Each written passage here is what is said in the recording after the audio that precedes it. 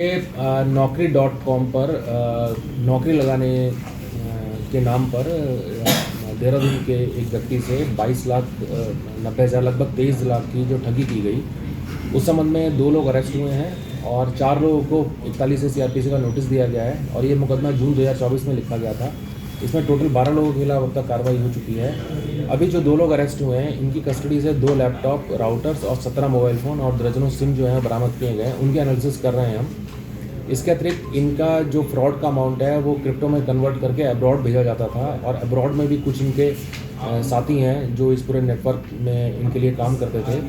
उनकी डिटेल्स भी मिली हैं, तो फर्दर इन्वेस्टिगेशन में उनको भी इसका पार्ट बनाया जाएगा और टोटल इस केस में अब तक 12 लोगों को अकाउंट फॉर किया जा चुका है। साइबर क्राइम जो है विगत कुछ वर्षों से बड़ा तेज़ी से बढ़ा है और जो दूसरे अपराध हैं वो इसके बनिस्बत कम हुए हैं और साइबर अपराध बढ़ा है। इसमें मैं आपके माध्यम से ये अपील करना चाहूँगा कि एक I4C MHA द्वारा एक हेल्पलाइन है 1930, अगर कभी किसी के साथ फ्रॉड होता भी है तो तत्काल उस नंबर पर सूचना देनी चाहिए। उसका फ़ायदा ये होता है कि जितने बैंक्स हैं, किसी के बैंक अकाउंट से पैसे ट्रांसफ़र हुए तो हर एक बैंक के नोडल ऑफिसर जो हैं वो I4C में बैठे रहते हैं और रियल टाइम में वो अकाउंट फ्रीज़ कर देते हैं। जिस फ्रॉडस्टर के अकाउंट में पैसे जाता है वो फ्रीज़ हो जाता है, तो बहुत संभावना होती है कि वो फ्रॉड अमाउंट जो है वो निकाल नहीं पाता, वो फिर वापस हो जाती है विक्टिम को। 1930 की वजह से ही 2024 में लगभग 35 करोड़ रुपए जो है वो बचाए जा सके लोगों के उत्तराखंड में। इसके अलावा मैं आपके माध्यम से ये भी बोलूँगा कि साइबर क्रिमिनल्स हैं नए नए तरीके ईजाद करते रहते हैं साइबर क्राइम के। जो अभी ट्रेंड में है, एक डिजिटल अरेस्ट है, एक ऑनलाइन इन्वेस्टमेंट प्लेटफॉर्म्स बना के, फेक प्लेटफॉर्म बना के लोगों को ठगी कर रहे हैं।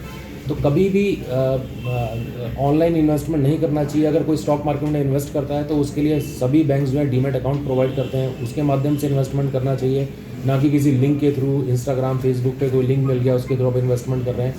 दूसरा, डिजिटल अरेस्ट के केसेस पीछे कुछ आए हैं, उसमें अरेस्टिंग्स भी हुई हैं, कार्रवाई भी हुई है, लेकिन फिर भी इक्का दुक्का केस आ रहे हैं। उसमें मैं आपके माध्यम से ये बताऊंगा कि डिजिटल अरेस्ट जो है वो लॉ इन्फोर्समेंट में, कानून में कोई प्रावधान नहीं है।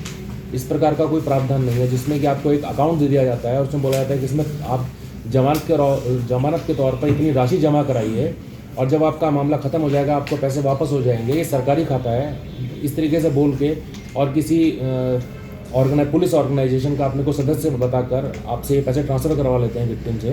तो डिजिटली बोला जाता है कि आपको डिजिटली अरेस्ट किया जा रहा है। तो डिजिटल अरेस्ट जो है कानून में कोई प्रावधान नहीं है लॉ इन्फोर्समेंट में। तो इस प्रकार का कभी कोई कॉल करता भी है तो तत्काल इसमें जो कंट्रोल रूम्स हैं, खासकर साइबर क्राइम से रिलेटेड, फाइनेंशियल फ्रॉड से रिलेटेड जो हमारी हेल्पलाइन है 1930, इसमें तत्काल सूचना देनी चाहिए। ठीक है।